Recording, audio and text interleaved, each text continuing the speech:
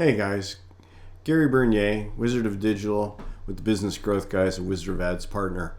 I want to talk to you today a little bit about customer journey. I wrote an article recently, a blog post. You can find it on the wizardofads.com site, and it's about the customer journey and my experiences being the customer at the end of a trip coming home from Austin not too long ago. And as soon as it got posted, two of my friends, the Eisenbergs, who are also Wizard of Ads partners, jumped on it and said, hey, yeah, we wrote about this a long time ago, and you should think about the customer journey with the end in mind and work backwards. So I want to ask you and get you thinking about your customer journey. And have you drawn it out? Have you sketched it out? Have you made a flow chart of it? Can you describe it to somebody? Do you know what triggers somebody to be a customer in the beginning, what they're searching for, what they're looking for when they reach your website? Does your website answer that question? Do they then pick up the phone and call you, or do they send an email? What type of help are they looking for? What's the next step? How does that feed through?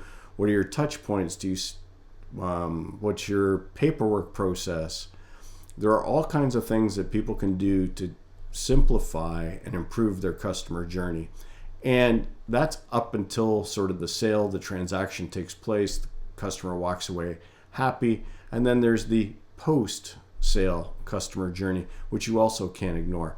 So I highly recommend, if you haven't already done so, sit down and walk through and document your customer journey and look at all those touch points and examine them for points of pain.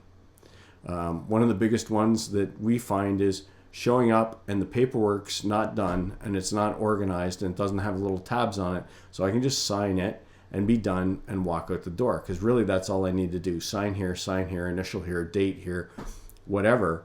And so when people have got that done, I highly appreciate that. That's just one little tip that makes your customer journey that much more enjoyable as the customer. So really try to see your business through the customer's eyes and look at the journey and say, how can I take away angst and frustration? How can I provide them with information that they need at the right time? Because that's another thing. Lots of people provide information at the wrong time when people aren't interested in it, and that doesn't necessarily help you make the sale. There you go. Plan out your customer journey, walk it through, document it, put it together. These is one of the things that will help you sell your business should you ever get there. Thanks for listening. Let me know what else you'd like to hear about in the comments. Take care. Bye-bye.